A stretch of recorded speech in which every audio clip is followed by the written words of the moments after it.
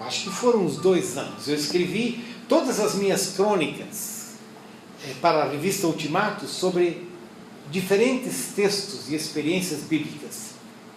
E essa semana passada eu fui juntar essas matérias que eu escrevi e percebi que eu não tinha escrito nem sobre a metade desses textos, e que eu queria ter continuado. Eu só não continuei porque esse tal de 500 anos da Reforma, né, faz com que a gente tenha que escrever sobre os 500 anos da Reforma.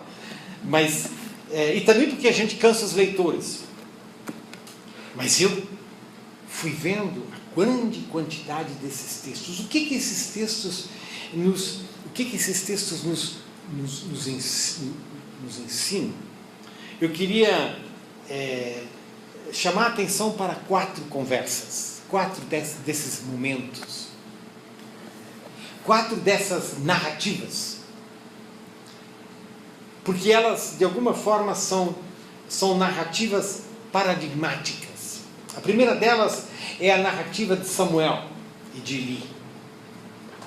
E lá na igreja, né, você sabe, né, mas nós estamos falando sobre o livro de Samuel esse mês. Mas essa surpreendente realidade do livro de Samuel, de que Deus fala com um menino. E o menino responde a Deus. É um texto absolutamente surpreendente.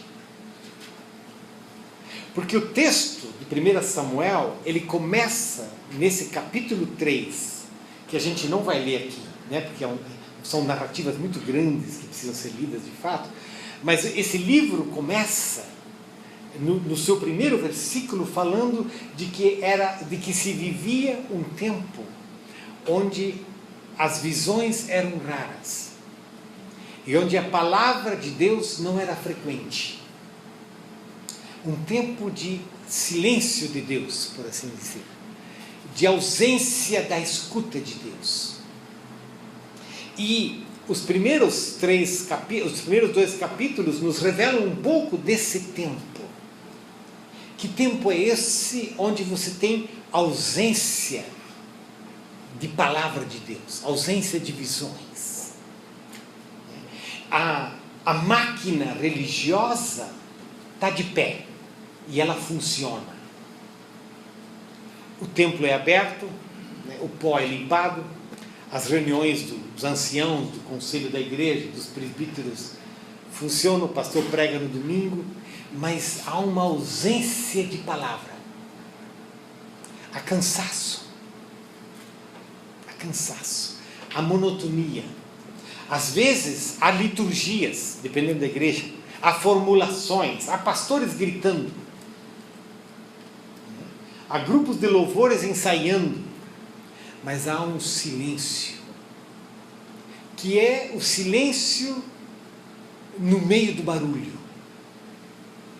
E o barulho é como que um bater estridente dos sinos,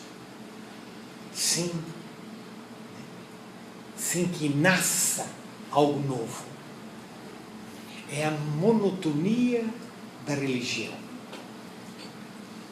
E dentro desse universo você tem um menino. Um menino entregue por sua mãe para o sacerdote. E esse menino que é entregue por sua mãe ao sacerdote, serve o sacerdote, e Deus chama o menino. E Deus fala o menino. Fala com o menino. O menino é atrapalhado. E eu acho que uma das coisas, alguém ainda precisa, né, de repente, escrever uma boa crônica sobre esse texto, não é? Cômica quase, que é, né, uma crônica de humor sobre um Samuel menino, perdido, diante da voz de Deus, correndo feito barata tonta, porque ele está descobrindo uma forma. Perceba, opa, é como se o profeta já não estivesse acostumado a discernir, a escutar e a discernir a palavra de Deus. E ele leva um tempo para dizer, puxa, será que? É o velho profeta dizendo, puxa, será que? E Deus, e o profeta está certo, ele demora, mas ele está certo. E ele vai e diz, olha, quando Deus te chamar de novo, fala assim. Fala que o teu servo ouve. O que esse texto para mim destaca, e por isso eu trago ele como narrativa, é dessa realidade fantástica de Deus falando com as crianças. E com isso dizendo, se Deus... Não é isso que eu queria dizer. Se as nossas igrejas abrirem um espaço, não apenas para que a gente ensine as crianças, mas para que a gente escute as crianças, as nossas igrejas podem ser reavivadas. Veja que princípio hermenêutico, por assim dizer, fantástico, de que Deus fala com uma criança, e uma criança escuta, e uma criança entende. A gente quase podia dizer, usando as palavras do Pequeno Príncipe, né? Esse Eli não entende nada. Me dá uma canseira ter que explicar as coisas para esse Eli. Porque o menino Samuel entende. Essa, em parte, digamos, é a conversão da qual eu falo. Porque nesse mundo adultocêntrico que nós vivemos, nós achamos que nós sabemos. E nós achamos que nós entendemos. E nós achamos que nós temos que ensinar as crianças, e de fato há muitas coisas que nós precisamos ensinar às crianças, eu não estou negando isso. Mas esse mistério, é um mistério, gente. É mistério. O mistério de que Deus escolhe a criança. E a criança escuta. E Deus escolhe a criança dentro de um mundo que já não o ouvia. Dentro de um mundo que já não obedece, já não discerne. E é a realidade, a experiência de que essa realidade, ela é transformadora, muito mais do que o conhecimento. Ela é uma experiência que enriquece a vida. Quase como a Cileda dizendo, né, quando os netos estão por perto, ela se perde no universo dos netos. E ela diz, isso aqui me alimenta. A gente passou, a Cileda e eu, nós passamos, os nossos netos, nós temos 6 netos, todos eles vivem fora do Brasil. Amanhã de manhã chegam 2. E a gente, hoje em dia tem que ficar correndo atrás de filho, neto, né? Que essa fase da vida, né? Mas nós passamos um tempo, depois de vários anos, reunindo toda a família, reunindo os netos, e certamente esse período de conviver com a família, com os netos, certamente trouxe muitas fotos, né? Mas trouxe muitas experiências e memórias. Mas é interessante que uma das memórias mais alimentadoras da minha alma tem a ver com o Davi, Marcos Davi tem 7 anos, 6, 7 anos, acho que ele vai fazer em outubro agora. Não, outubro não é agora, né?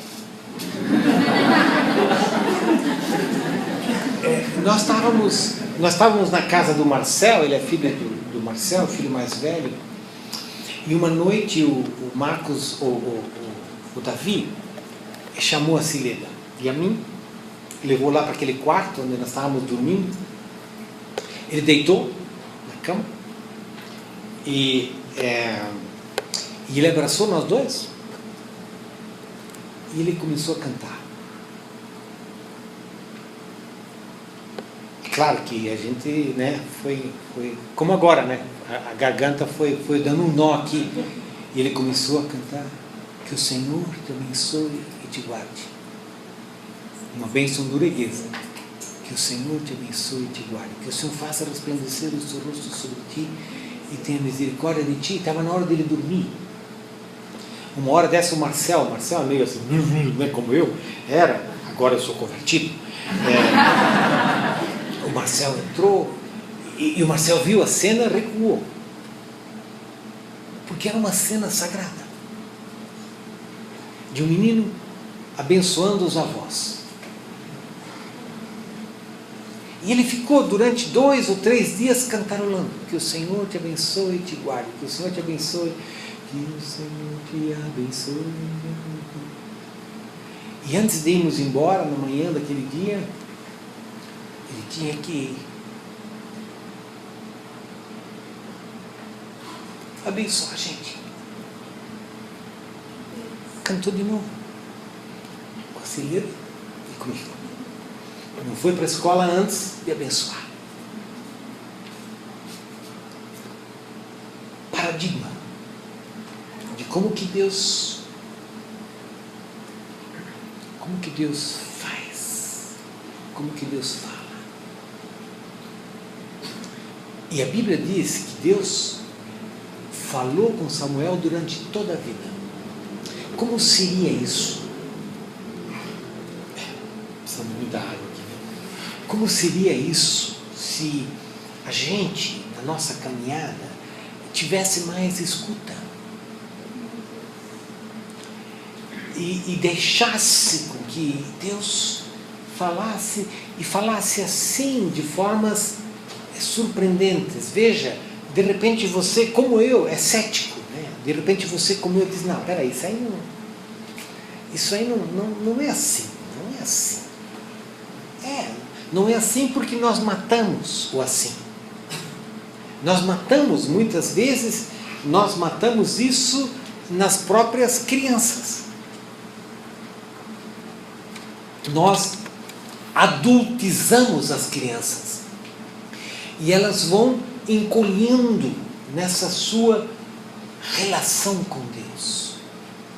Durante um período na Visão Mundial, nós estávamos querendo trabalhar um pouco mais sobre essa coisa, né? E na Visão Mundial era muito essa coisa de política sobre isso, política sobre aquilo. Então era política sobre nutrição espiritual. Como que a gente faz isso? De trabalhar com as crianças, a espiritualidade delas. E uma das coisas que me impressionou foi que nesse processo de olhar para isso, dizer: não, mas gente, as crianças, de repente, elas têm uma capacidade natural dessa conversa com Deus que os adultos vão matando. Nós vivemos numa sociedade que vai matando a vertente da espiritualidade das crianças para que elas se tornem adultas.